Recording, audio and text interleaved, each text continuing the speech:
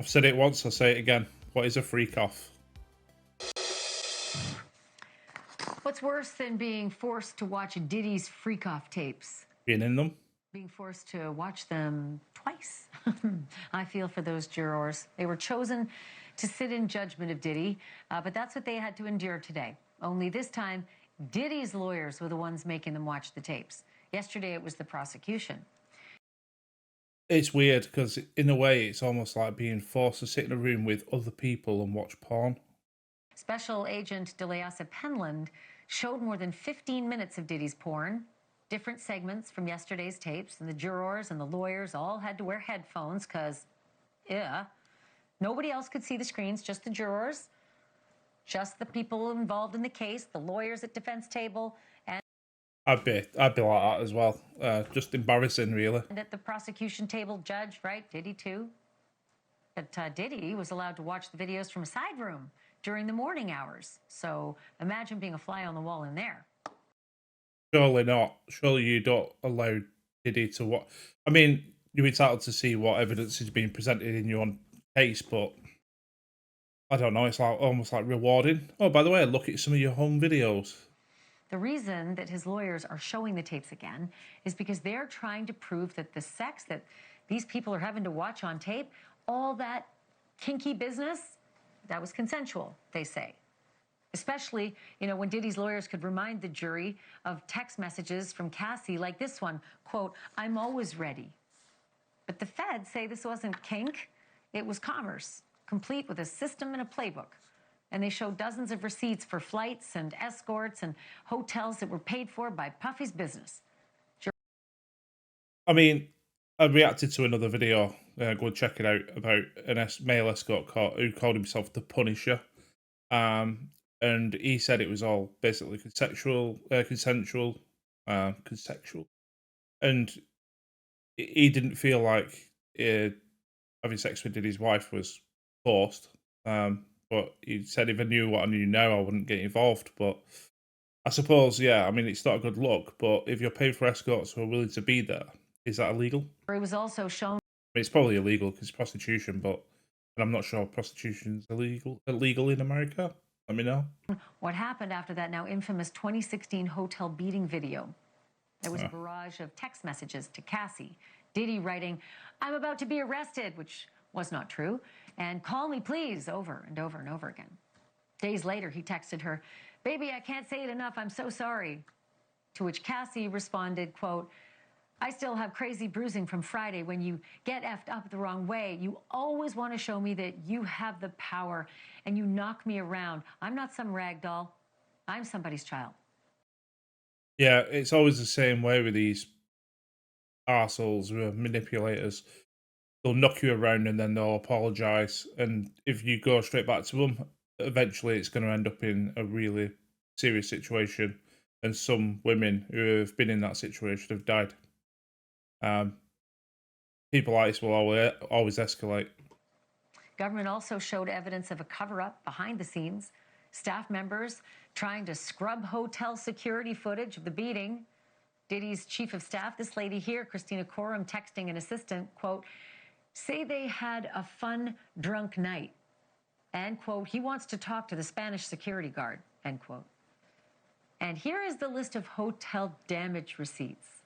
$500 for the drapes, $950 for deep cleaning, $46,786 for quote-unquote penthouse damage. I don't think I've ever seen a bill like that. $46,786 for penthouse damage. I mean, I'm pretty sure some rock bands have had wild parties and end up throwing beds out the window and probably have bills higher than that, to be honest. That apparently paid. And if you're rich, you think, oh, look, I'm going to get a bill for this. You don't give a shit. I mean, you go, oh, open my wallet. I've probably got like 10 grand in there. Through Diddy's companies, which according to the government makes it a pattern of illegal and coerced sex paid for and carried out by Diddy's enterprise, aka racketeering and sex trafficking.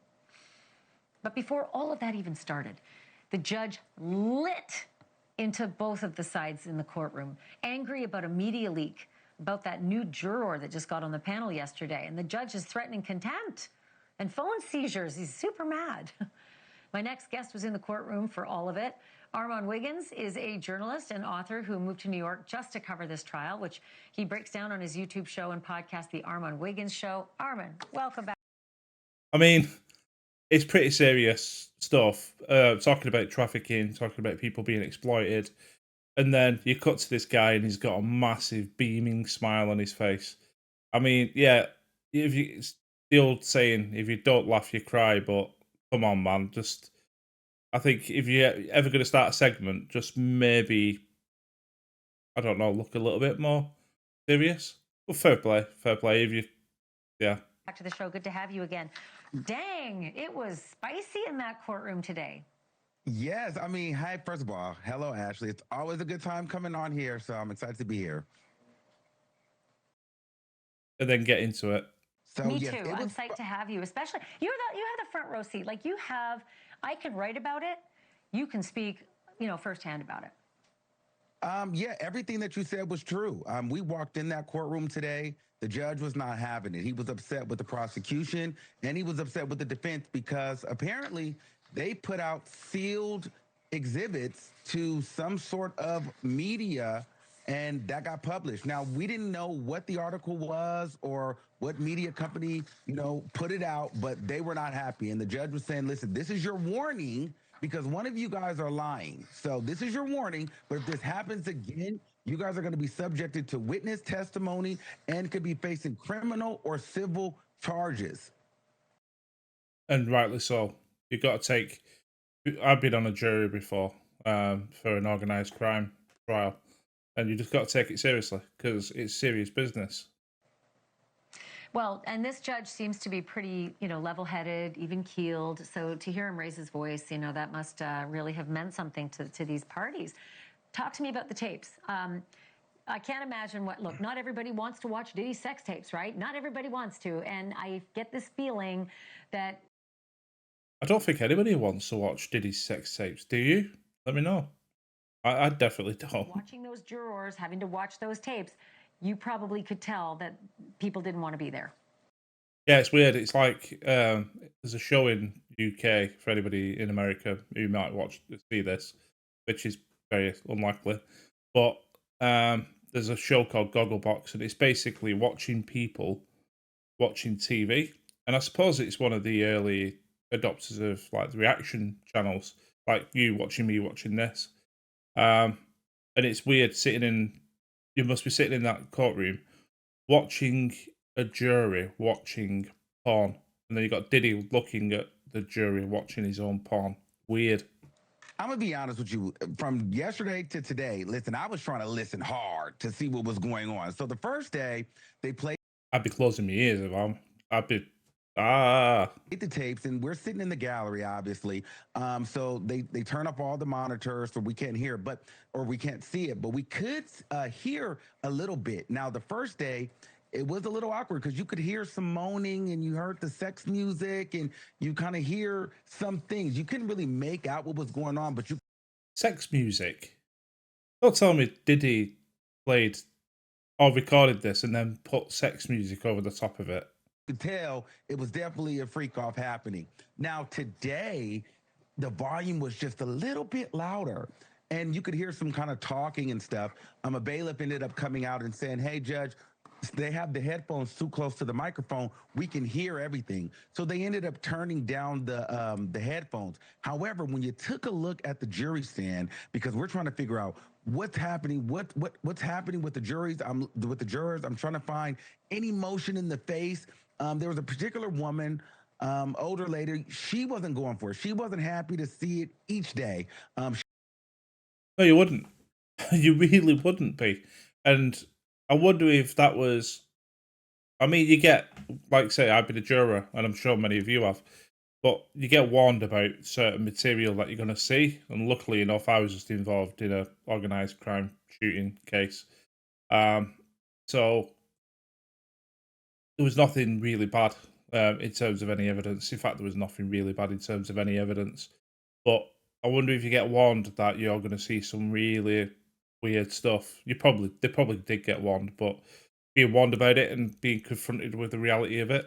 I fancy having the headphones turned up so loud that it's getting picked up by the mics. She was extremely uncomfortable. You could see it in her face. She would try to kind of cover her mouth sometimes and cover her face, but the look of disgust, she couldn't avoid it. You've seen it every time. She did not want to be there. She did not want to be looking at those tapes. There was another guy that was, as he would watch the tapes, as they would play different tapes, he would like snatch his headphones off and like, in a way like, all right, I'm done. Whereas other people would kind of just sit and kind of endure and wait until, you know, the next tape got played. But he would snatch his headphones off.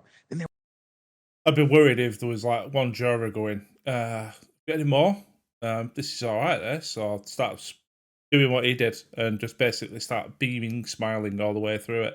was one guy, I was really watching him though, because he'd kind of sit back, you know, and kind of like watch it. But then when it would get good or interesting, I don't know if it ever got good, but something that you would kind of be like, all right, let me look at this a little bit more. You would kind of see him like, like kind of like move a little bit, and he would kind of really get a little bit closer. And then at one point, he even started looking around in a way to be like, you know, are y'all seeing what I'm seeing? And so I zeroed in on him He's probably, I don't want to throw out accusations, but the fact he's leaning forward and looking around, he's probably trying to hide something. for a while. So and at that moment you could kind of look around the rest of the jury pool and see that everybody was intently looking at these tapes. So I'm imagining there was a lot going on those tapes today.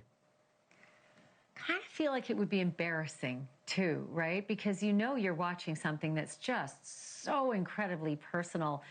And maybe some of these jurors feel like they're watching someone being assaulted as opposed. Yeah, I mean, there's probably evidence of that in the tapes. If it's, I mean, it's bad enough watching two people have consensual sex on tape, especially when they're sat in the room looking at you. But to watch potential assaults or people coerced into this, yeah, it's gonna be bad. But God, it's weird, isn't it? It's such a weird situation. To somebody who's willing. So there could be a lot of discomfort. And, you know, God, imagine just, you know, they're watching porn, you know, and there's other people who know that. There's an entire gallery watching them watching porn. So I can't imagine the awkwardness. Real quickly tomorrow, Brendan Paul. He came onto the stand today and he got immunity. So tomorrow he's going to testify. What are we expecting from him? It better be big because he's one of the final witnesses. Honestly, okay, really quick. So I think that it's pretty much done because, you know, from what they showed today, that streamline of receipts with the hotels and you know the text messages and the videos. I mean, the summary witnesses did their thing today for the prosecution. Now, Brendan, we know him to be the drug mule that got arrested. So, you know, he's on. I don't know. I mean, when I heard the testimony for the member of staff, it was almost like he had sex with a woman because Diddy asked him to. Never forced him. Just said, "Have sex." He said, "I did it." He provided drugs and he cleaned up the hotel rooms. The guy who was the Punisher, what a name, he said he was paid to have sex with Diddy's wife while Diddy watched, but it was consensual. He said, "If I knew now what about the Diddy trial and everything else, and I wouldn't have done it." But then back in the, if you could assume from that he didn't feel like anything was wrong at the time. Getting paid to have sex again, I'm not sure if prostitution is illegal in the United States. I think it is. Or does it vary state by state? I don't know. Let me know. But and then obviously drugs and paying, pay for hotel rooms and breaking it and things like that. It's not a good look. But I'm hoping that based on just what they're mentioning here, that there's more to the evidence. If you know what I mean. Honestly, the glorified Louis Vuitton bag just made a human being at this point. So he was the guy that carried all the drugs for Diddy. So I don't see this getting any better for Diddy. I think that this will be the cherry on top that goes ahead and seals the deal.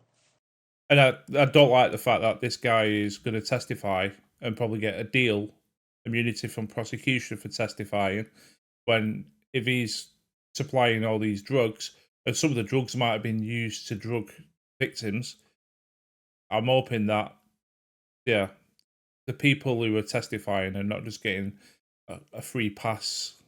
You know, you pass go, collect $200.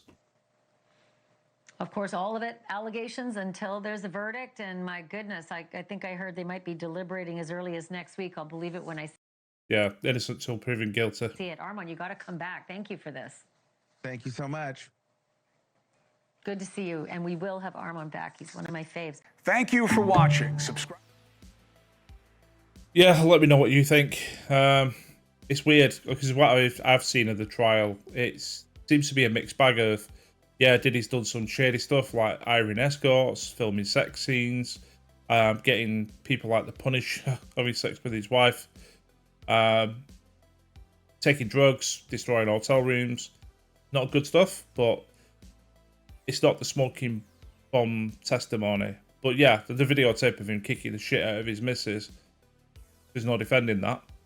So I'd be interested to see what comes back on this. Whether there's going to be any more revelations from witness testimonies. It sounds like it's already done.